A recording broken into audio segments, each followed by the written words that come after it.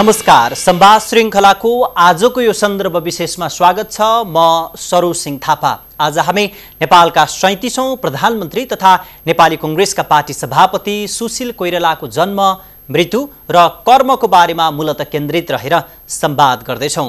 उहाँको जन्म विक्रम सम्वत 2016 श्रावण 28 गते भएको थियो। कोइराला विक्रम सम्वत 2070 माघ 27 गते प्रधानमन्त्री पदमा निर्वाचित भएर 2072 साल असौज 3 गते नेपालको संविधान जारी गरेपछि राजीनामा दिनुभएको थियो।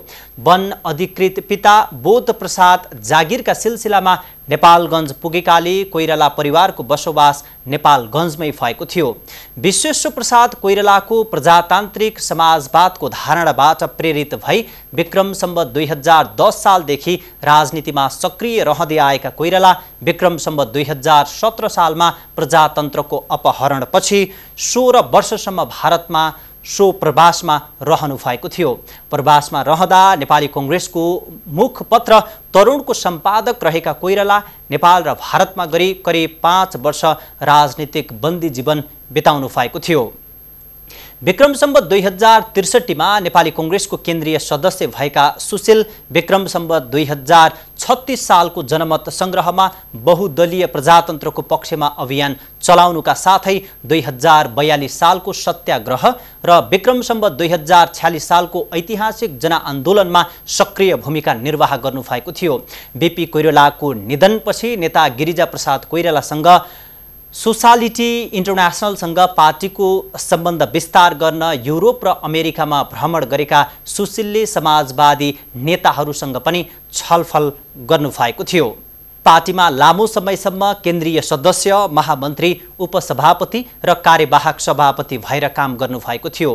पार्टीको 11औं महाधिवेशनबाट पार्टीको कार्यवाहक सभापतिको हैसियतले काम गर्नुभएको थियो। त्यति बेलासम्म सरकारी लाभको पदमा नरहेका सुशील सन्त राजनीतिक नेताको रूपमा पनि परिचय बनाउन सफल हुनुभएको थियो। विक्रम सम्वत 2046 सालपछि पार्टीको परराष्ट्र सम्बन्ध विभागका प्रमुख कोइराला प्रतिनिधि सभा चुनावमा विक्रम सम्वत 2048 र 2056 मा बाँके जिल्लाबाट निर्वाचित हुनुभएको थियो। काठमाडौँमा भएको 12औं महाधिवेशनबाट नेपाली कांग्रेसको सभापति बनेका कोइरालाले 5 दशक राजनीतिमा समय बिताउनु भएको थियो। विक्रम सम्वत 2046 सालपछि कांग्रेस नेतृत्वमा पटक पटक सरकार बन्दा पनि उहाँले मन्त्री पद अस्वीकार गर्नुभएको थियो। 2046 मा प्रजातन्त्र पुनर्स्थापना पछिको अन्तरिम सरकारमा परराष्ट्र मन्त्री र त्यसपछि पनि पटक पटक उप प्रधानमन्त्री बन्न गरिएको आग्रह उहाँले अस्वीकार गर्नुभएको थियो। समकालीन नेताहरू मध्य कोइरालाको जीवनशैली निकै सरल थियो। आफ्नो नेतृत्वमा पार्टीभित्र मूल्य मान्यताको संस्कार सुरु गर्ने, सामूहिक निर्णय प्रक्रिया अनुसार पार्टी सञ्चालन गर्ने, मूल्याङ्कन र अनुशासन पद्धति विकास गर्ने नेताको परिचय समेत उहाँले बनाउनु भएको थियो। पूर्व प्रधानमन्त्री सुशील कोइरालाको विक्रम सम्वत 2072 साल माघ 26 गते राति 12:50 मा काठमाडौँको महाराजगञ्ज स्थित निवासमा निधन भएको थियो। आज उहाँको जन्म जयन्तीको अवसर पारेर हामीले पूर्व प्रधानमन्त्री कोइरालाका निजी सचिव अतुल कोइरालासँग संवाद गर्दैछौँ। स्वागत छ यहाँलाई। धन्यवाद। आराम हुनुहुन्छ?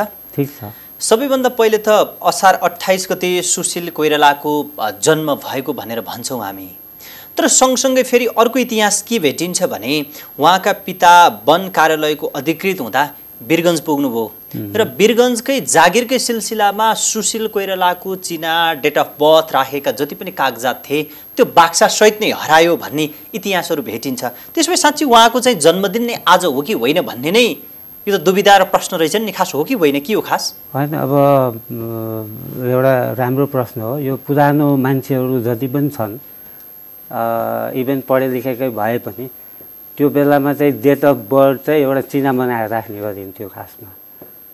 त्यो सिलसिलामा अब आफ्नो ग्रान्ड फादर या फादरहरूले चाहिँ एउटा कुनै कुनामा संरक्षण गरेर राख्ने चलन हो। कुनै डिजिटाइज सिस्टम थिएन, बर्थडे मनाउने त्यस्तो चलन पनि थिएन र बर्थडे मनाए पनि तिथिमा मनाइन्थ्यो। तिथि र डेट फरक हुन्छ। मलाई लाग्छ त्यो घटना भए तापनि प्यारेन्ट्सले एउटा दिएको डेट होइन त्यो भएन भने पनि डकुमेन्टमा त लेख्नु पर्यो, नागरिकता लिँदाखेरि त डेट लेखिन्छ। त्यो आधारले पनि एउटा स्पेसिफिक डेट हामीले मान्नै पर्ने हुन्छ र जहाँसम्म चाहिँ अलिकति कन्फ्युजन भए पनि त्यो सही नै यो चाहिँ सत्य हो भन्ने यहाँलाई लाग्छ। आजको दिनमा इतिहास र नेपाली जनताले सुशील कोइरालालाई कसरी बुझ्ने हो र खास कसरी बुझ्नुपर्छ? एउटा उहाँले चाहिँ रुचाउनुहुन्थ्यो कि म चाहिँ स्पिरिचुअल गुरु भने जस्तो म चाहिँ पोलिटिकल गुरु हुँ र म त्यही हिसाबले बाँच्न चाहन्छु। जस्तो स्पिरिचुअल गुरुको के हुन्छ भने ऊ एउटा सिम्पल साधारण जीवन बिताउने, साधारण घरमा बस्ने, पब्लिकहरू आयो भने भेट्ने, उनीहरूले केही कन्सर्न गऱ्यो भने भनिदिने खालका डिफ्रेन्ट टाइपका स्पिरिचुअल गुरुहरू जुन हुन्छन्, जुन एउटा योग्यता पाएका हुन्छन् कुनै सब्जेक्टमा, त्यस्तो खालको चाहिँ उहाँ म पोलिटिकल गुरु हुन रुचाउँछु भनेर भन्नुहुन्थ्यो। त्यसो त तपाईँको बुझाइमा त्यो राजनीतिक गुरुभित्रको जुन परिधिभित्र के कुरा अटाउँदो रहेछन्? अब त्योभित्र एउटा नैतिकता हो सबभन्दा ठुलो कुरो त, किनभने उहाँ मलाई लाग्छ बिपीले जुन एक किसिमको विश्वास उहाँबाट हासिल गर्नुभएको थियो, त्यो उहाँको चाहिँ नियत, इमान्दारिता र कमिटमेन्टकै कारणले चाहिँ उहाँले सायद त्यो विश्वास पाउनु भएको थियो होला। आम जनता र इतिहासले चिन्दा राजनीतिक गुरु भनेरै चिन्नुपर्छ एक हिसाबले, किनभने लगभग 50 वर्ष उहाँले वाक गर्नुभएको छ नेपालभरि, पैदल यात्रा गर्नुभएको छ। 80 वर्षको जीवनमा 80 वर्ष त अहिले पुग्नुभयो, 77 मा उहाँ 77 वर्षको जुन जीवन उहाँले जसरी यहाँ बिताउनु भयो, 50 वर्ष त उहाँ हिँड्नु नै भयो, वाकमा हुनुभयो भन्ने लाग्छ यहाँलाई? उहाँले त्यो बार भन्नुभएकै कुराहरू हो। उहाँको सादगीपन, जीवनशैली, पद्धतिको विषयमा अझै पनि चर्चा हुन्छ र हामी जुन अनुशासनमा कसरी रहने भन्ने विषयको चर्चा गर्दै गर्दाखेरि नेपाली कङ्ग्रेसभित्र पनि र नेपालको आन्तरिक राजनीतिमा पनि सुशील कोइरालालाई हामी सम्झिन्छौँ। खास सादगी जीवन बिताउनका लागि, राजनीतिक गुरु बन्नका लागि खानपान कस्तो हुनुपर्ने रहेछ, तौर तरिका कस्तो हुनुपर्ने रहेछ, कस्तो मस्तिष्क निर्माण गर्नुपर्ने रहेछ, खास के रहेछ तपाईँले के बुझ्नुभयो? अब बिपीको फ्यामिली र हाम्रो सुशील कोइरालाको फ्यामिली दुई बहिनीका छोरीहरू र दाजुभाइका छोराछोरीहरू र अब बिपी आफैमा पनि एकदम शौखिन, सफा लाउनु पर्ने, सफा बस्नुपर्ने, थोरै खानुपर्ने तर मिठो खानुपर्ने चाहिँ यो एउटा कोइराला फ्यामिलीमा सायद छ, धेरैमा। यो विधवामा पनि त्यही थियो, सुशील कोइरालामा पनि त्यही छ, अब बिपीमा पनि त्यही थियो, अहिले भएका लिगेसी बोक्नु भएका उहाँका छोराहरूमा पनि त्यस्तै किसिमको छ। त्यही भएर तर इभेन दो लाउने राम्रो, खाने राम्रो, मिठो खाने गर्दा गर्दै पनि एउटा हार्डसिप हुन्छ नि, वर्कको हार्डसिप विथ कमिटमेन्ट भन्ने हुन्छ, त्यो किसिमको चाहिँ सायद उहाँमा एउटा अर्जुन दृष्टिको रूपमा चाह्यो भने एभ्रिथिङ इज पोसिबल भन्ने एउटा किसिमको भावना थियो। त्यही हिसाबले पनि उहाँको प्रधानमन्त्री हुने चान्सेस पाउनु भयो होला। पहिले उहाँ भान्जाको घरमा बस्नुभयो, पछि गिरिजाप्रसाद कोइरालाको सम्पर्क कार्यालयमा बस्नुभयो र प्रधानमन्त्री बनिसके पछाडि बिपी पुत्र शशाङ्क कोइरालाको घरमा बस्नुभयो। अझ 2042 सालमा जर्मनमा सहभागी हुनका लागि एउटा राजनीतिक कार्यक्रममा पार्टीमा पैसा थिएन र उहाँ र गिरिजा बाबु भएर सहभागी हुनका लागि आफ्नो भागको सम्पत्ति बेचेर उहाँ जर्मनमा राजनीतिक कार्यक्रममा सहभागी हुनुभयो भनेर भनिन्छ। खास उहाँ आफन्तकोमा बस्नुको कारण चाहिँ उहाँसँग सम्पत्ति नै नभएर थियो कि खास उहाँ आफू व्यक्तिगत रूपमा एक्लो भएर, पारिवारिक रूपमा एक्लो भएर आफन्तकोमा बस्नुहुन्थ्यो? त्यो दुईटा कुराको बिचमा एउटा भिजन चाहिँ क्लियर थियो। सायद त्यो पछि आएर अलिक मोर क्लियर भयो होला, एउटा म्याच्योरनेस आएपछि। पहिला थियो थिएन म भन्न सक्दिनँ, तर पनि मैले जबदेखि उहाँलाई देखेँ तबदेखि चाहिँ मलाई लाग्छ त्यो भावना चाहिँ थियो उहाँमा। जब एउटा बिहा गर्ने उमेर गइसकेको थियो, उहाँले के भन्नुहुन्थ्यो भने फ्यामिली एउटा चिज हो, पोलिटिक्स एउटा चिज हो र दुईटैको मेसअप भयो भने चाहिँ त्यसले एउटा नराम्रो वातावरण पैदा गर्छ भन्ने चाहिँ उहाँको मानसपटलमा कतै थियो होला सायद। तपाईहरुले उहाँ र अर्को कुरा चाहिँ उहाँ एक्लै बस्न रुचाउनुहुन्थ्यो भन्ने कुरा या कसकसमा बस्नुभयो भन्ने कुरा वास्तवमा अब उहाँको अब आफ्नो भनेर हामी नै थियौँ, दाजु भाइ भान्जा भान्जी, जोसँग अलिकति पोलिटिकल कुरा मिल्थ्यो उहाँ नै उहाँको लागि नजिकको मान्छे हुन्थ्यो होइन। हामी टाढा हुन्थ्यो तर उहाँ नजिकको हुन्थ्यो। तर त्यो हिसाबले भन्दा त्यहाँ बस्नुको त्यो डिफ्रेन्ट ठाउँमा बस्नुको रिजन चाहिँ अब काठमाडौँमा बसेर राजनीति गर्नुपर्ने, कसैका त बस्नु पऱ्यो, बाहिर बसे पनि भाडा तिर्नु पऱ्यो, त्यो पनि अरूलाई भनिदिनु पऱ्यो भाइ तिर्दै भनेर, त्यो सबै कम्प्लेक्सिटी लिनुभन्दा चाहिँ ठिकै छ म आफ्नै मान्छेको घरमा बस्छु नि त भन्ने एउटा कन्भिन्सिङ दुईटै तर्फबाट भएको हुनाले चाहिँ उहाँले मान्नुभयो होला। त्यसरी जति बेला फ्रिक्वेन्टली ट्राभल गरिरहनुहुन्थ्यो नि त। उहाँ संसारको गरिब प्रधानमन्त्री मध्ये पर्नुहुन्थ्यो, 3टा मोबाइल मात्र उहाँसँग थिए, जसरी उहाँ आफन्तकोमा बस्नुहुन्थ्यो भनेर हामी भन्छौँ। साँच्चै उहाँसँग हामी बाहिरी रूपमा जसरी देख्थ्यौँ नि सम्पत्ति उहाँसँग नभएकै हो, अवस्था उहाँको आर्थिक अवस्था त्यस्तो नै थियो। सत्ता र सम्पत्तिको लागि भनेर कहिले जोड दिया चाहिँ देखिएन। तपाईँले देख्नु भएन? किनभने मै पनि पढेर आइसकेपछि पनि मैले बार बार उहाँलाई चाहिँ एउटा राम्रो ठाउँमा लगाइदिउँ भनेर मैले भनेको पनि हो। किनभने भन्नु मेरो इच्छा र कर्तव्य पनि हो, तर मैले इन्फोर्स गरेर मेरो क्यापेसिटी नपुग्ने ठाउँमा लगाइदिनु भनेको होइन। तर हजुरहरू पावरमा हुँदाहुँदै एउटा राम्रो ठाउँ पाए भने भोलि मेरो पनि भविष्य सम्पृक्त भन्नु म लाग्दैन ठुलो आकांक्षा मैले राखेको भन्ने मलाई लाग्दैन। फेरि आफ्नो बाउलाई चाहिँ नि त्यति भन्नु त त्यो जायज पनि हुन्छ। फेरि त्यसो भन्दाखेरि उहाँको जवाफ चाहिँ के हुन्थ्यो त? के भन्नुहुन्थ्यो उहाँले? फर्स्ट अटेम्प तिमीहरूले आफू गर्नुपर्छ, फेरि मैले गरेँ पनि मेरा भाइ भार्दा लगाएँ भन्ने त कमनै सबैलाई थाहा भएकै हो। त्यही भएर उहाँले चाहिँ तिमीहरू आफू ट्राई गर, म भन्न सक्ने ठाउँमा म गर्ने ठाउँमा म छँदैछु भन्नुहुन्थ्यो, इन्करेजै गर्नुहुन्थ्यो। तर सोर्स फोर्स लगाइदिने ओर्ने खास गर्नुहुन्थेन? खासै थिएन, दल कार्यकर्ताले गर्नुहुन्थ्यो, फ्यामिली मेम्बरलाई गर्नुहुन्थेन। जस्तो उहाँ त कम गर्नुहुन्थ्यो, गर्नु हुँदैन थियो भन्ने जिरोमा होइन, कम गर्नुहुन्थ्यो। ए नाङ्गो रूपमा चाहिँ नि त्यसरी गर्नुहुन्थेन। उहाँ भारतीय भनेको नर्मल चिज हो। उहाँ भारतीय जुन सिनेमा क्षेत्रमा कलाकार बन्नका लागि अथवा नायक बन्नका लागि उहाँको रुचि थियो, त्यसमा उहाँ सक्रिय पनि हुनुहुन्थ्यो भनिन्छ। पछि चाहिँ उहाँ राजनीतिमा पूर्ण रूपमा सक्रिय हुनुभयो र सक्रिय मात्र हुनु भएन कि नेपाली कांग्रेसका जुन संस्थापक नेता बीपी कोइरालाको निकट व्यक्ति पनि बन्नुभयो। बीपी कोइराला 2017 सालमा जेलमा पुग्दाखेरि बीपी को परिवारलाई रेखदेख गर्ने, त्यसको जुन व्यवस्थापन गर्ने जिम्मेवारी पनि उहाँले लिनुभयो। सँगसँगै जुन बीपी कोइरालाको लिखित अथवा अलिखित सबै इन्टेलेक्चुअल प्रपर्टी बौद्धिक सम्पत्तिको कपिराइट्स पनि बीपीले विश्वास गरेर सुशील कोइरालालाई दिनुभयो। खास बीपीका त परिवारमा पनि त्यति धेरै पात्र हुनुहुन्थ्यो, धेरै कार्यकर्ता हुनुहुन्थ्यो, तर सुशील कोइरालाले नै त्यो विश्वास चाहिँ किन आर्जन गर्नुभयो? परिवारकै एउटा सदस्य भएको कारणले हो कि अथवा अरू कारण हुन सक्छ?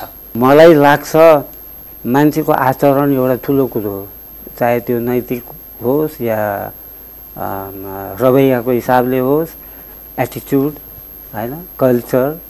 कहिलेकाहीँ हामीले भन्ने गर्छौँ नि बिहा गर्दाखेरि चाहिँ कल्चरल फ्यामिली चाहिन्छ, कल्चरल फ्यामिली चाहिन्छ भन्छौँ नि, त्यो कुराले माइने राख्छ होला जस्तो लाग्छ। र उहाँले आफू त्यहाँ बस्दै गर्दाखेरि चाहिँ त्यो विश्वास चाहिँ भनेर भन्दा पनि काम गरेर देखाउन सक्नुभयो होला। आचरणको हिसाबले, कामको हिसाबले, विश्वासको हिसाबले सक्नुभयो होला। जसले गर्दाखेरि चाहिँ यसले चाहिँ केही गर्छ है भनेर उहाँले चाहिँ पछिल्लो समयमा मैले बुझेअनुसार हाम्रो के अरे शशाङ्क कोइरालाले पनि भन्नुहुन्छ बेला बेलामा डाक्टर साहबले कि सुल्लाले मलाई साइकलमा लिएर हिँड्नुहुन्थ्यो भन्ने कुरा। र उहाँलाई त हुर्काउने काम नै एक्ज्याक्टली मैले गर्नुभयो, कतिपय समय दिनुभएको छ।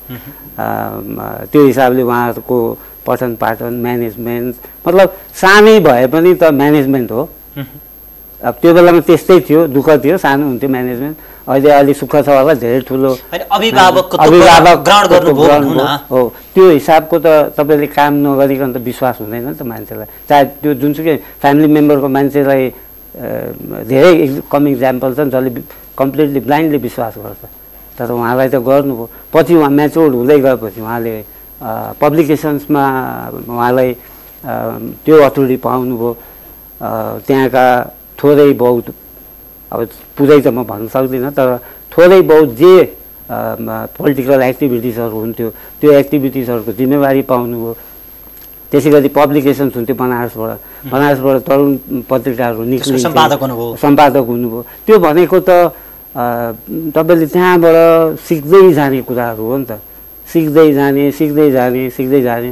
जस्तो त्यो यस म्यान या नो म्यान भन्दा पनि यस म्यान भइकन पनि त्यसलाई चाहिँ फ्रुटफुल्ली प्रोडक्टिभ हिसाबले निकाल्ने एउटा कमिटमेन्ट हुन्छ होइन। उहाँले भनेको कुरा मैले गर्नुपर्छ।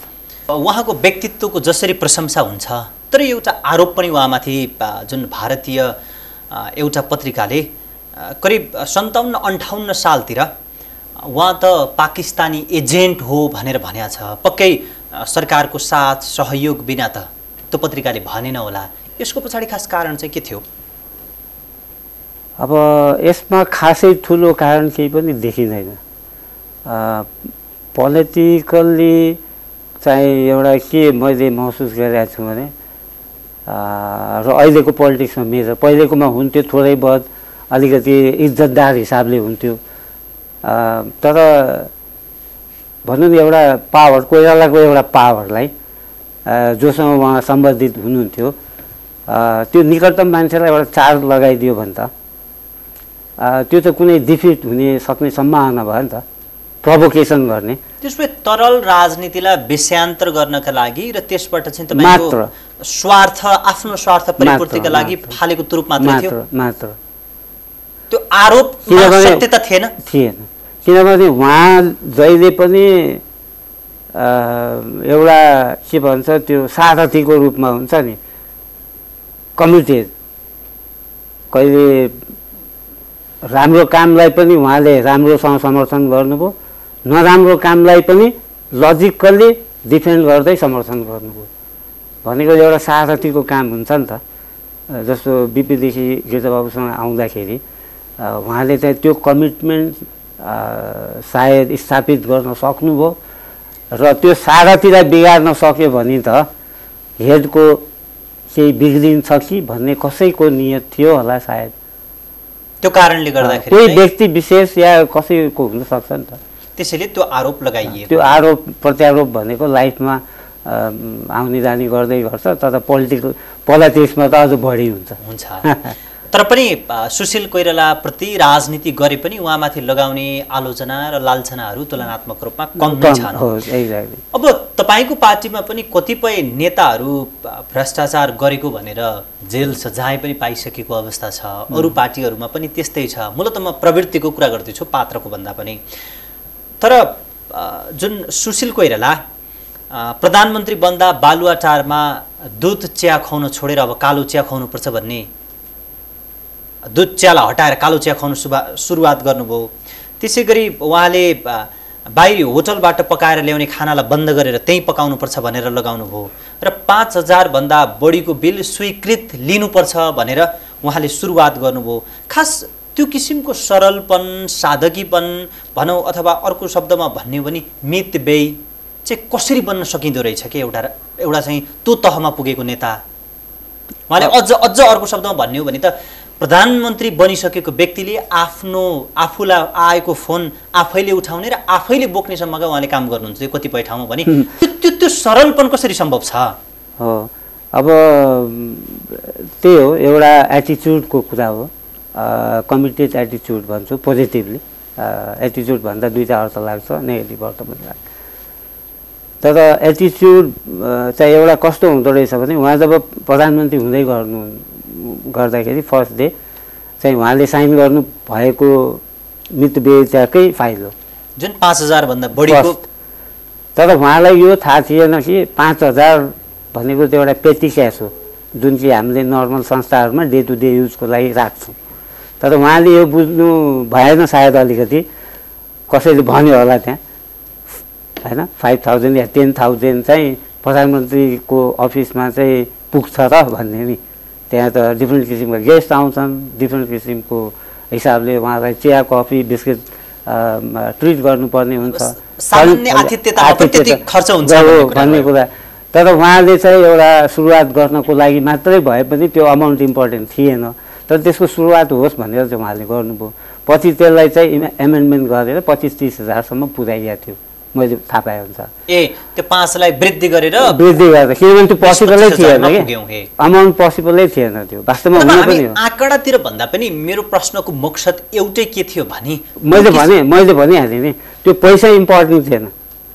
उहाँको लागि मितव्ययिता गर्नुपर्छ, खर्च घटाउनुपर्छ र खर्च घटाउने सुरुवात मैबाट गर्छु, तल्लो स्टाफबाट होइन, या मभन्दा मुनिका स्टाफबाट मैले अपेक्षा गर्दिनँ भोलिदेखि गर भनेर, या एउटा नोटिस राखिदेऊ चिया कालो मात्रै पाइन्छ भन्ने किसिमको होइन कि फाइल साइन गरेर यो इनिसिएट चाहिँ म गरिदिन्छु भनेपछि भोलिपल्टदेखि इमिडिएटली प्रधानमन्त्रीको इन्स्ट्रक्सनमा त्यो चाहिँ बन्द भयो। र मलाई लाग्छ क्याबिनेटमा पनि बाहिरबाट खानाहरू आउँथे जो अलि नर्मलभन्दा अलि एक्सपेन्सिभ थियो, त्यसको पनि अमाउन्ट पछि घट्यो र अहिलेसम्म सायद त्यो कन्टिन्यू छ।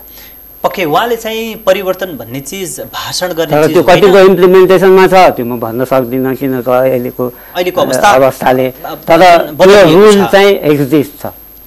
तर परिवर्तन भाषणमा होइन कि व्यवहारमा आफैबाट सुरुवात गर्न सकिन्छ भन्ने उहाँले that was the first example started by him. त्यसैले खासमा चाहिँ अहिले आम जनताको सबैभन्दा ठुलो प्रश्न भनेको जनता र नेता बीचको दूरी ठुलो भयो, नेता र जनता उस्तै नागरिक देख्न सकिएन भन्ने खालको ठुलो गुनासो हुँदाखेरि अहिले चाहिँ अगाडि र पछाडि प्रधानमन्त्रीको अगाडि र पछाडि गाडीको ताती, उनीहरूको व्यवहार शैलीका कारणले आम जनता रुष्ट छन्। तर पूर्व प्रधानमन्त्री स्वर्गीय सुशील कोइरालाले तिनै विषयमा बडो ध्यान दिनुभएको थियो, सरल ढङ्गबाट आफू प्रस्तुत हुनुभएको थियो। यो कसरी सम्भव हुँदो रहेछ क्या, जुन अरूले नसक्दा सुशील कोइरालाले कसरी सके? जस्तो मलाई एक्ज्याक्टली टाइम पिरियड चाहिँ थाहा छैन, तर लोड सेडिङ हाम्रो देशमा कति वर्ष भयो? हाम्रो कुलमानजी नै आइसके पछाडिको समयमा होइन, पहिले कुलमानजी आएपछि त लोड सेडिङ सकियो। कुलमानजी आउनुभन्दा नेपालमा लोड सेडिङको लगभग 20 वर्ष चल्यो होला, करिब करिब चल्यो 20 वर्ष पिरियड। एउटा सानो इन्सिडेन्ट भन्छु, उहाँ प्रधानमन्त्री भएपछि लोड सेडिङ त त्यहाँ पनि हुन्थ्यो, मलाई अचम्म लाग्यो। मैले भने प्रधानमन्त्रीका पनि मिटिङ हुँदाहुँदै बत्ती जान्छ, जबकि उहाँ एकदम के भन्छ केही चिजको कमी नहुनुपर्ने, त्यहाँ by system, by facilities, by rule of ल सबै त त्यहीँबाट सुरु हुनुपर्ने हो नि त, होइन? मेरो अपेक्षा त्यो थियो, तर त्यस्तो हुँदो रहेछ। त्यसपछि एउटा मिटिङमा प्रबुद्ध सबै नेताहरू हुनुहुन्थ्यो, बत्ती गयो। त्यो चाहिँ कोइन्सिडेन्ट भनौँ कि के भनौँ थाहा छैन मलाई, तर धेरैचोटि बत्ती गयो। इभेन उहाँहरू जुन मिटिङमा हुन्थ्यो त्यहाँ सानो ब्याकअप सिस्टम थियो, त्यो ब्याकअप सिस्टम पछि त्यहाँ पत्ता लाग्यो कि के रहेछ भन्दाखेरि अब त्यहाँ कति मेगावाटको एउटा जेनेरेटर छ जसमा डिजल रिफ्युल गरिन्थ्यो। अब त्यो त्यसपछि अगाडि नभनौँ, त्यो सबै सिस्टम बुझेपछि चाहिँ अब मैले नै भन्दा पनि हुन्छ, हाम्रो टिमले चाहिँ के गरे भने उहाँले मलाई बोलाएर, त्यो सबैजना हुनुहुन्थ्यो, बोलाएर गाली गर्नुभयो, के हेरेको तिमीहरूले सिस्टम या बत्ती गइरहेछ भन्नुभयो। मैले पनि देशभरि जान्छ त प्रधानमन्त्रीको नजानु त्यो खास ठुलो कुरो होइन, मैले एकदम सफ्टली राम्रोसँग अब सबै राम्रो बत्ती जान्छ नि त। मलाई यो थाहा थिएन कि त्यो डिजलबाट जेनेरेटर गर्दा फेरि त्यो अटोमेटिक सिस्टमबाट आउँथ्यो। र अर्को कुरा के भने जब तपाईँको एउटा इन्डस्ट्रीमा डेडिकेटेड लाइन दिन सकिन्छ या अरू एम्बेसिजहरूमा डेडिकेटेड लाइन दिन सकिन्छ, हाई प्रायोरिटी लाइन हुन्छ एनइएले दिने, प्रधानमन्त्री क्वार्टरमा नै थिएन भनेपछि सिस्टम कति चाहिँ लुज रहेछ र के भयो भने त्यसपछि इमिडिएटली हामीले के गर्यो भने एनइएमा पत्र देखेर तुरन्त डेडिकेटेड लाइन हालिदिनु भनेपछि सायद कति महिनापछि उसले त्यो प्रोसेस सुरु गर्दा भनेको अहिले डेडिकेटेड लाइन सरकार प्रमुख बस्ने अथवा काम गर्ने थलोलाई चाहिँ हाम्रो सिस्टमले कसरी हेरेको रहेछ, हाम्रो दृष्टि कस्तो रहेछ, हाम्रो सम्मान कति रहेछ भन्ने कुरा पनि त्यसले चरितार्थ गर्छ। अब हामी अर्को विषयतर्फ प्रवेश गरौँ। अब हामी संविधान जारी गर्दाको समयतिर जाउँ। पहिलो संविधान सभाको निर्वाचन 2064 सालमा भयो। त्यति बेला जुन पुष्पकमल दाहाल प्रचण्ड, त्यस पछाडि माधव कुमार नेपाल, झलनाथ खनाल हुँदै बाबुराम भट्टराईसम्म प्रधानमन्त्री बन्नुभयो, तर संविधान जारी हुन सकेन। 4वटा कम्युनिस्ट नेता प्रधानमन्त्री बन्नुभयो र संसारको जुन नौलो अनुभव, नेपालमा दोस्रो संविधान सभाको निर्वाचन भयो र सुशील कोइराला प्रधानमन्त्री बन्नुभयो र 2072 साल असोज 3 गते विभिन्न जुन समस्याका बावजुद, रस्साकसीका बावजुद संविधान जारी भयो। समकालीन तीनै नेताहरू हुँदाखेरि चाहिँ अरूको नेतृत्वमा संविधान जारी हुन नसक्ने, तर तुलनात्मक रूपमा सुशील कोइरालामा त झन् वाक्कलाको हिसाबले हेर्ने हो त्यति धेरै चाहिँ वाक्कला जुन उत्कृष्ट भएको व्यक्ति पनि हुनुहुन्थेन। यद्यपि उहाँको नेतृत्वमा संविधान जारी भयो। खास सुशील कोइरालामा चाहिँ त्यस्तो चिज के थियो? सुशील कोइरालालाई पहिलेदेखि मान्छेको हेर्ने नजरिया अर्कै किसिमको थियो। अर्कै भनेको भन्दैछु म, झुसे, दाढी पालेको, बोल्न नसक्ने, बोली पनि नबुझिने, झन् अपरेसन गरेपछि त बोली पनि बुझिएन, अनि अलि बिस्तारै बोल्ने, कम पनि बोल्ने, धेरै मतलब चाहिने कुरामा बोलिदिने, नभए नबोल्ने, लजिकल सबैले डिबेट गरिदिने, नभए झन् कहिलेकाहीँ त नबोलिदिने पनि उहाँबाट सिक्नै पर्ने कुरा चाहिँ कुनै पनि असाइनमेन्ट लिँदाखेरि या गर्छु भन्दाखेरि चाहिँ त्यसप्रतिको डेडिकेसन उहाँमा ठुलो थियो। त्यो किनभने बाटोमा त अब्स्ट्याकल आउँछ नि, बाटोमा अब्स्ट्याकल आउँदै पनि एउटा डेडिकेटेड, जुन महाभारतमा भनिन्छ अर्जुनलाई कसलाई तीर हाल भनेर भन्दाखेरि तिमीले के देख्छौ भन्दा कसैले रुख देख्थे, कसैले हाँगा देख्थे, कसैले पात देख्थे, तर भन्न खोजेको अर्जुनले आँखा देख्थ्यो त उसले आँखामा हान्यो होइन। उहाँको तीव्र कुनै पनि विषयप्रतिको लगाव र त्यो प्रतिको डेडिकेसनको कारणले गर्दाखेरि चाहिँ उहाँले संविधान जारी गर्न सक्नुभयो भनेर भन्दै गर्दाखेरि जुन जनयुद्ध लडेर आएका प्रचण्ड, जसले सङ्घीय गणतान्त्रिक राज्यको परिकल्पना गरेर नै हामी जनयुद्ध लडे आऊ भनेर भन्थे, र सँगै विभिन्न चाहिँ अरू नेता पनि हुनुभयो, अरूको पनि डेडिकेसन थियो होला, तर अरूले नसक्ने सुशील कोइरालाले सक्ने। खास सुशील कोइरालामा त्यस्तो के थियो क्या? राम्रो कुराको लागि अड्नु पनि त एउटा डेडिकेसन हो। हामी त अब अहिले त एउटा बाटो पाएको छ, त्यो बेला त अन्यल स्थितिमा थियौँ। लगभग 20 वर्ष प्लस माइनस 20 वर्ष हामीले स्थानीय चुनाव गर्न सकेनौँ। इन्सर्जेन्सीको टाइम थियो, उहाँहरू सशस्त्र आन्दोलनमा हुनुहुन्थ्यो। त्यसपछि बिस्तारै एउटा केजरीवालको लिडरसिपमा चाहिँ पिस प्रोसेस सुरु हुने भयो। त्यो पनि एउटा संसारकै एउटा इक्जाम्पल हो संसारकै लागि पनि, सशस्त्र आन्दोलनबाट एउटा पिस प्रोसेसमा आउने। त्यो सबै चिजलाई हेर्दाखेरि चाहिँ हामी अनस्टेबल थियौँ कि कुनै पनि हिसाबले। मलाई लाग्छ जति पनि आज हामी के अरे खाडी मुलुकको र विदेशी नै कुराहरू गर्छौँ, राम्रा मान्छे, नराम्रा मान्छे, स्किल मान्छे, अनस्किल मान्छे, सेमी एजुकेटेड मान्छे, फुल एजुकेटेड मान्छे, वाटेभर काइन्ड है, त्यो मान्छेहरू चाहिँ बाहिर जाने प्रवृत्ति बढेको पनि त्यही बेलामा हो। माओवादी जनयुद्ध कालबाट शुभारम्भ भएको। एक्ज्याक्टली। त्योभन्दा पहिलेको डाटा हेर्नुभयो भने सायद छैन, कम छ। सर हामी इन्टेलेक्चुअल पिपल बढी जान्थे, पैसा हुने, डक्टर बन्न जाने, पिएचडी गर्न चाहने त्यस्ता मान्छेहरू जान्थे होला, तर एज अ सच 25-30 हजार 40 हजारकै लागि पनि बाहिर जानुपर्ने बाध्यता त कुन बेलामा आयो भन्दाखेरि त्यो एउटा नेपालको लागि क्रुसियल टाइम थियो। राजनीतिक अस्थिरता मुख्य कारण थियो भन्ने राजनीतिक अस्थिरतालाई एउटा बाटो दिनको लागि संविधान भनेको एउटा खाका हो, त्यो ड्राफ्ट हो, पहिलो ड्राफ्ट जुन हामीले अघिल्लो पल्ट 6 वटा ट्राई गरिसकेका छौँ, अनसक्सेसफुल साबित भयौँ कुनै पनि कारणले होस्। तर यो सबको माथिल्लो कारण चाहिँ पोलिटिकल डिसिजन हो। त्यो पोलिटिकल डिसिजनले गर्दाखेरि आज हामी यो अवस्थामा छौँ। अहिले पनि हामीले गरेनौँ भने हाम्रो पुस्ताले हामीलाई स्वीकार्दैन, धिक्कार छ, हामी इतिहासमा कालो हिसाबले चिनिन्छौँ भन्ने हिसाबले एउटा कन्भिन्सिङ चाहिँ उहाँले बार सबैलाई भन्नुहुन्थ्यो। सायद त्यसमै त्यति बेला संविधान जारी गर्नुपर्छ भन्ने इतिहासको र जनताको उहाँलाई निकै ठुलो डर थियो। हो, उहाँले एउटा म्यान्डेट पनि पाउनुभयो, चाहेर नचाहेर। सिचुएसनै त्यस्तै क्रिएट आयो। पहिलो संविधान सभा भङ्ग भयो, सेकेन्ड स्थापित भयो, सेकेन्ड इलेक्सनमा जाँदाखेरि उहाँकै लिडरसिपमा पार्टी नेपाली काङ्ग्रेसलाई पहिलो पार्टी र अत्यधिक बहुमतले जित्यो। सायद त्यो उहाँको नैतिक कारणले नै हो र डेडिकेसनको कारणले हो। र अर्को कुरा मलाई के लाग्छ भने हामी आम जनतालाई उहाँलाई दिएर संविधान आउँछ भन्ने विश्वास चाहिँ कसैलाई पनि थिएन। सर, तपाईँलाई म एउटा कुरा आग्रह गरेँ भने जस्तो सुशील कोइरालाले संविधान जारी गर्दाखेरि इतिहासले धिक्कार छ र आम जनताले धिक्कार छन्, त्यसैले हामी जुनसुकै हालतमा संविधान बनाउनुपर्छ भनेर डेडिकेसन बोक्दै गर्दाखेरि उहाँले शीर्ष नेताहरूसँग गरेका संवाद अथवा चाहिँ सबैलाई एक ठाउँमा ल्याउनका लागि गरेका प्रयास, तपाईँलाई कुनै चाहिँ त्यस्तो कुनै संवादको कुनै घटनाको याद छ भने कृपया सुनाउन सक्नुहुन्छ? कहिले 1-to-1 मिटिङ हुन्थ्यो, कहिले 2 पार्टी मिटिङ भन्थ्यो, कहिले 5 दलीय भन्थ्यौँ, कहिले सर्वदलीय भन्थ्यौँ होइन।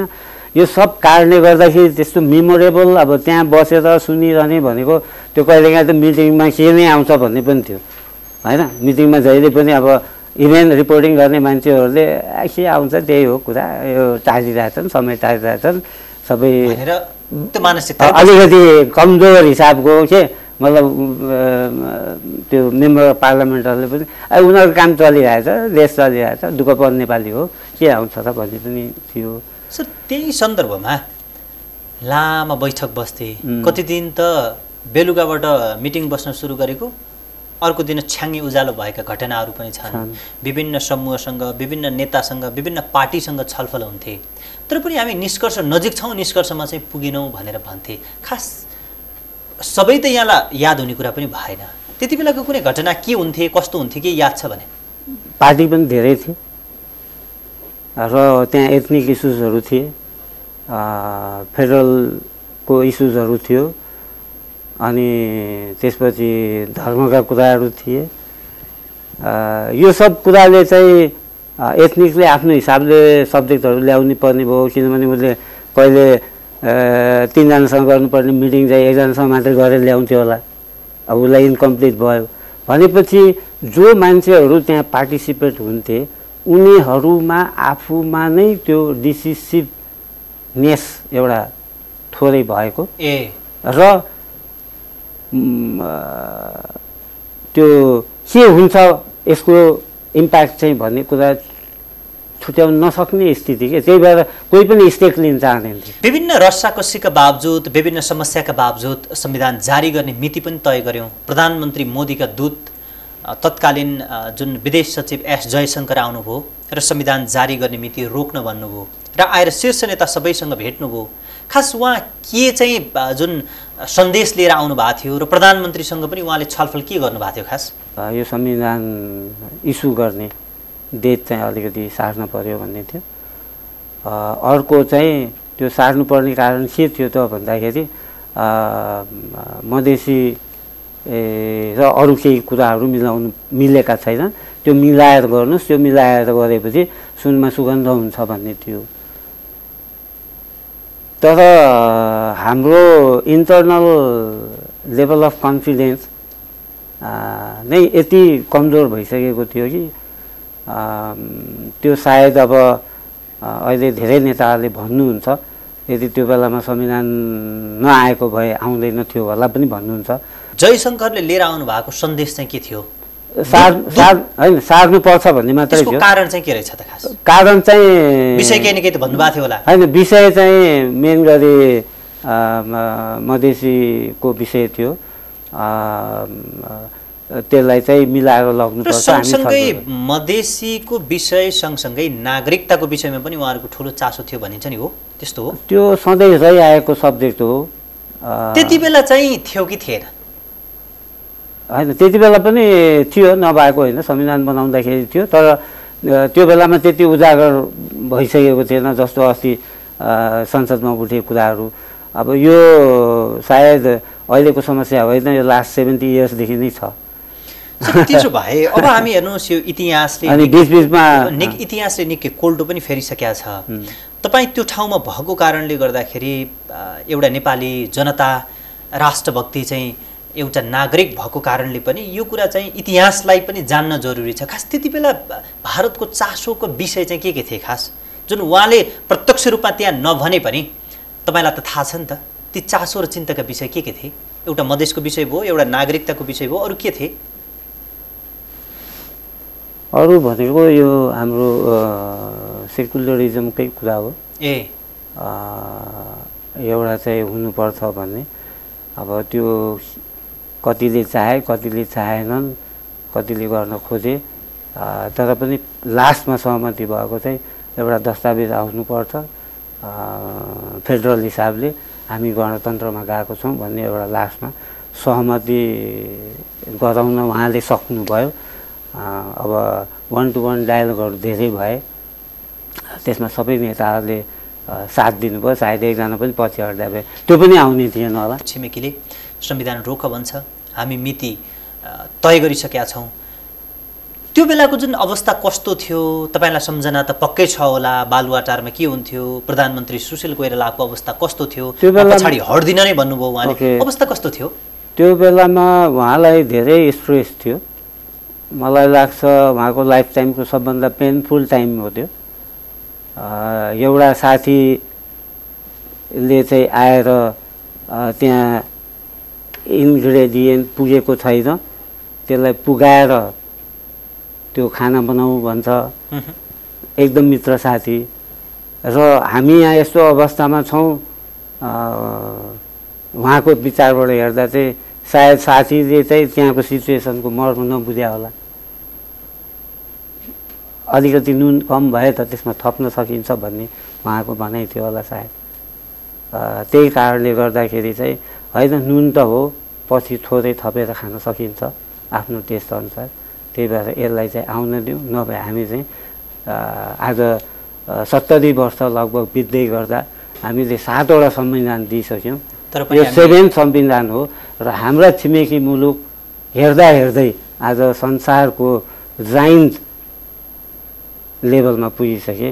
स्वतन्त्रता भइसके पछाडि एउटा बनाएको संविधानलाई नम्बर अफ टाइम्स चाहिँ छिमेकी राष्ट्रहरूले चाहिँ एमेन्डमेन्ट गरेर आज उहाँहरूले चाहिँ आफ्नो वर्चस्व संसारभरि स्थापित गर्न सक्नु भएको छ, in terms of technology, in terms of foreign policy, in terms of strength, होइन, in terms of brain gain, जे भन्नुहोस्, गयो भने ड्रेन भयो, आयो भने गेन भयो, होइन, इन टर्म्स अफ टेक्नोलोजी सबै हिसाबले चाहिँ उहाँहरू समृद्ध भइसक्नुभयो।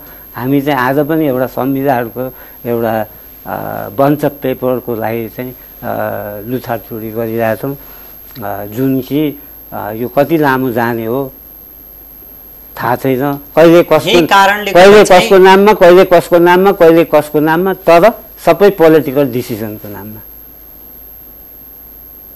उहाँको म्यान्डेट चाहिँ मैले बुझेँ बार त्यही थियो।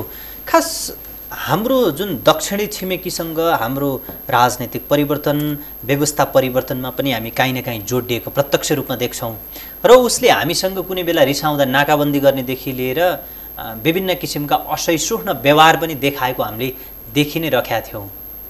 तर पनि यो विषयमा चाहिँ म अड्नुपर्छ, भारत रिसाउँछ भन्ने भावनाका साथ उहाँ अगाडि चाहिँ किन बढ्न सक्नुभयो? खास के कुराले मोटिभेट गरेका थियो? फेरि पनि भन्दाखेरि उहाँको एउटा डेडिकेसनकै कुरा आउँछ। थोरै दुःख भए पनि, क्षणिक दुःख भए पनि उहाँहरूलाई बुझाउन सक्नु हाम्रो क्षमता हो। हामी आज 70 वर्षदेखि कुनै पनि लेभलका प्रोजेक्टहरू जुन गौरवको प्रोजेक्ट भनिन्छ लथालिङ्गै छ नि, वास्तवमा सिस्टम त काम गरेको छैन। तर उहाँहरूको सिस्टम यता पनि उता पनि जता पनि हेऱ्यो भने उहाँहरू कहाँ पुगिसक्नुभयो, सिस्टम सुध्रिँदै गएको छ, हाम्रो सिस्टम चाहिँ खतम हुँदै गएको छ, होइन। त्यही भएर चाहिँ यसलाई चाहिँ जसरी भए पनि हामीले एउटा दस्तावेज हो, हामीले दुईटै राष्ट्रलाई सँगै राखेर हामीले हिँड्न सक्नु नै हाम्रो क्यापेसिटीको कुरा हो। यदि हामी द्वन्द्व गरिरहन्छौँ भने अरू मान्छेले त हामीमा प्ले गर्ने नै भयो। त्यही कारणले गर्दा नै उहाँले त्यो कुरामा चाहिँ इफ र बटमा उहाँ रोकिनु भएन र संविधान जारी गर्नुपर्छ भन्ने उहाँको कुरा रह्यो। संविधान जारी उहाँले यो मेरो लिडरसिप भइदियो भने म कन्भिन्स गर्छु भन्ने एउटा पार्ट पनि थियो उहाँलाई। ए ठिक छ। जस्तो उहाँको नेतृत्वकै विषयमा कुरा गर्दै गर्दाखेरि जसरी संविधान जारी गर्दाखेरि उहाँप्रति उहाँ एउटा नायक जसरी बन्नुभयो, संविधान जारी भइसके पछाडि भद्र सहमति थियो अरे उहाँले राजीनामा दिने र नेकपा एमालेका अध्यक्ष केपी शर्मा ओलीलाई प्रधानमन्त्री बनाउने।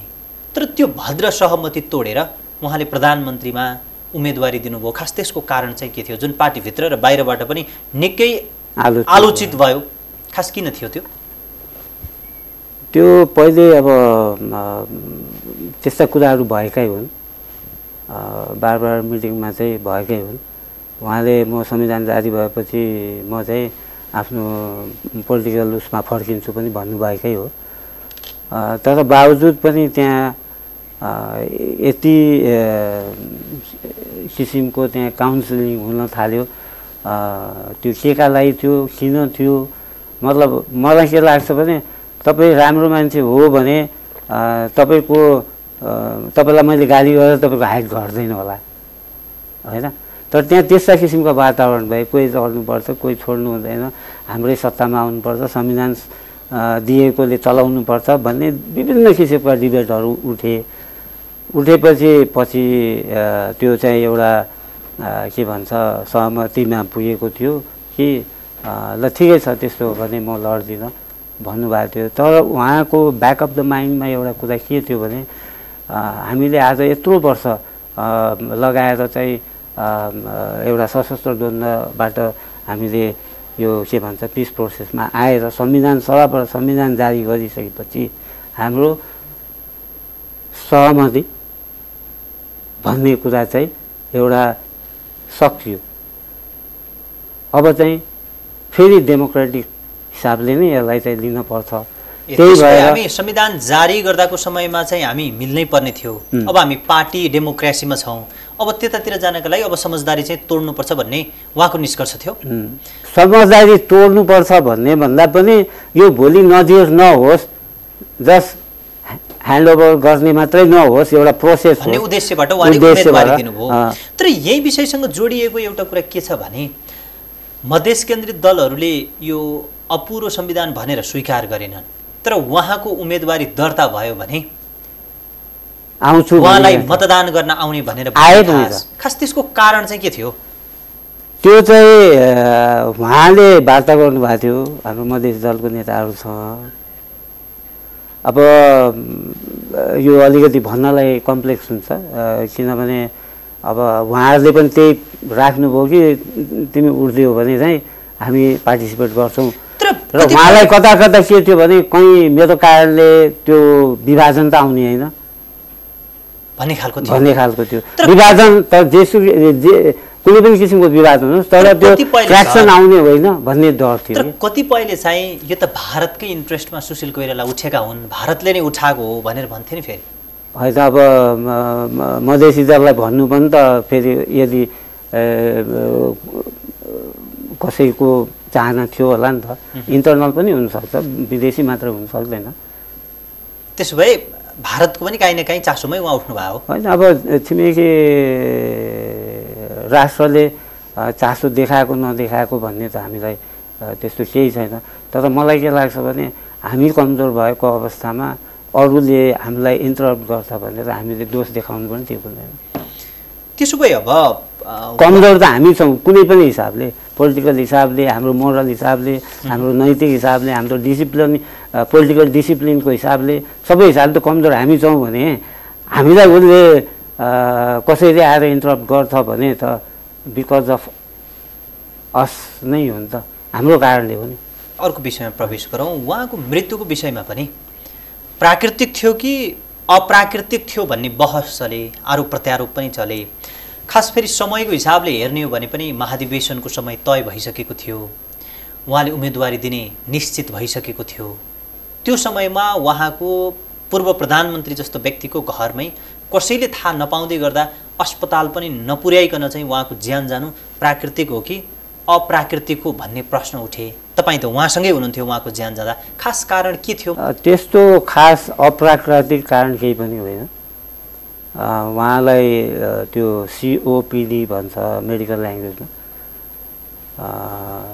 उहाँले क्यान्सरबाट अलिक कम्फर्टेबल हुनुहुन्थ्यो, किनभने हामी अमेरिका पुगेर आइसकेका थियौँ त्यो बिचमा एकचोटि, लगभग 3 महिना जति भएको थियो। र त्यो उहाँको डक्टरले पनि उहाँ स्ट्रङ भए पनि त्यो एउटा चाहिँ डिटोरेसन हुन्छ नि एज, किनभने एउटा उहाँको बर्डन कम भएको थियो र अर्को बर्डनले च्यापेको थियो, त्यो चाहिँ महाधिवेशनको मुखमा थियो। एउटा मान्छेको मलाई लाग्छ जन्म र मृत्युबीच एउटा असाइनमेन्ट हुन्छ। जस्तो भनौँ न, हामीले जसरी आर्टिफिसियल इन्टेलिजेन्सको कुरा गर्छौँ, आर्टिफिसियल इन्टेलिजेन्समा चिपिङ गर्ने त हो, त्यसै पनि हामीमा केही चिपिङ होला। उहाँले एउटा ठुलो अवसर के पाउनु भएको थियो भने यो बिपीले आफ्नो आइडल मानेको नेताले दिएको संविधान चाहिँ मैले दिन पाएँ। र अर्कोतर्फ त्यो दिएर सकिँदै गर्दा महाधिवेशन के अरे नेपाली काङ्ग्रेसको जिम्मेवारी चाहिँ कसलाई दिने भने उहाँलाई धेरै ठुलो टेन्सन थियो, किनभने आफू स्वस्थ हुनुहुन्न थियो, त्यो उहाँलाई फिलिङ थियो। तर त्यति बेलाको जुन तपाईँ र म भन्दैछु त्यो थियो, र त्यो जुन तपाईँले प्रश्न उठाउनु भयो सायद त्यो सबैको मनमा आउनु स्वाभाविकै हो।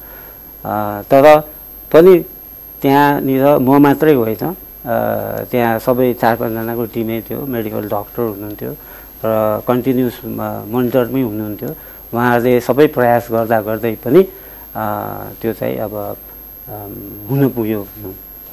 सर, यहाँले पनि उहाँलाई महाधिवेशनबाट अब कस्तो नेतृत्व आउँछ भन्ने कुरामा चिन्ता थियो भनेर भन्दै गर्दाखेरि जुन अहिलेका वरिष्ठ नेता रामचन्द्र पौडेलप्रति पनि उहाँलाई पार्टी ठिक तरिकाले चल्न सक्छ भन्ने खासै विश्वास थिएन रे, र उहाँले चाहिँ इतिहासलाई कोट्याउँदाखेरि चाहिँ देउवाबाट पनि खास पार्टी सही ढङ्गबाट चल्छ भन्ने खालको चाहिँ उहाँलाई त्यति आश थिएन। र त्यो निर्वाचनमा अथवा त्यो महाधिवेशनमा आफू नै उठेर बिस्तारै बिपी पुत्र शशाङ्क कोइरालालाई पार्टीको चाहिँ तपाईँको उहाँको हातमा पुर्याउने उहाँको चाहना थियो भन्ने बुझिन्छ। त्यस्तो हो? हो, त्यस्तो थियो।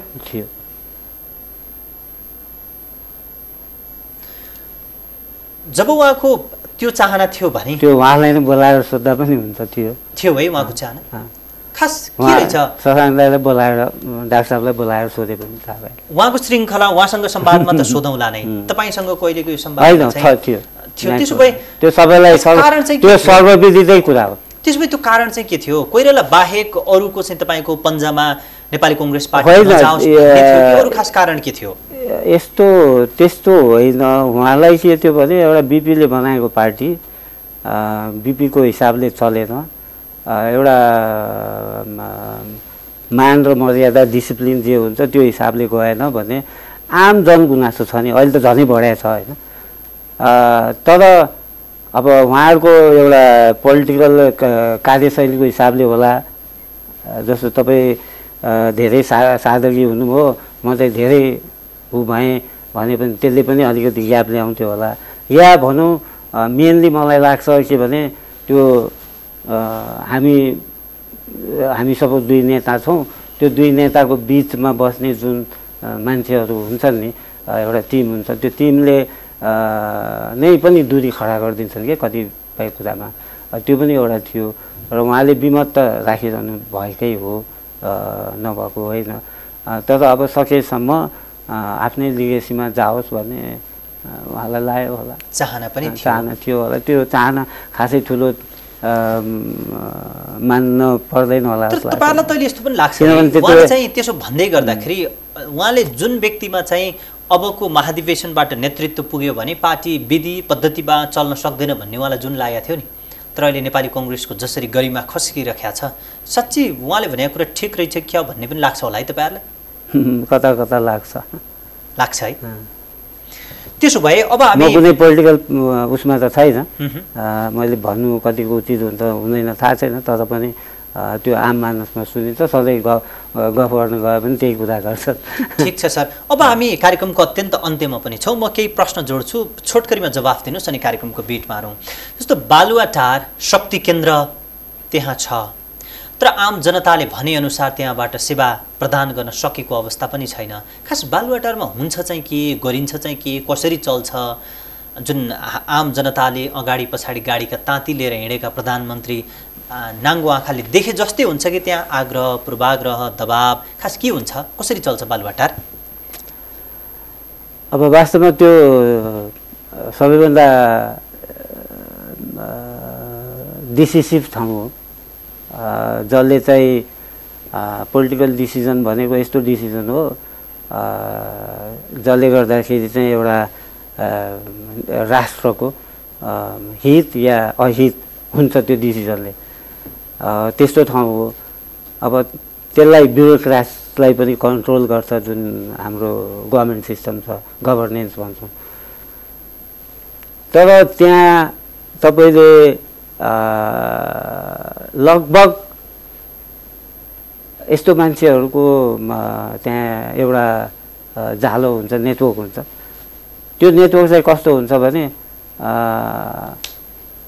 तपाईँ त्यहाँ प्रस्तुत हुनु पर्दैन, तपाईँको अन बिहाफ अफ म प्रस्तुत भए हुन्छ, तर एजेन्डा एउटै हो। शक्ति केन्द्रका स्वार्थहरूले घेरेको हुन्छ त्यहाँ। एक्ज्याक्टली। त्यसो भए बालुवाटार साँच्चीकै आफै चल्छ कि चलाउने शक्ति अन्तै हुन्छ? होइन, चल्न त आफै चल्छ।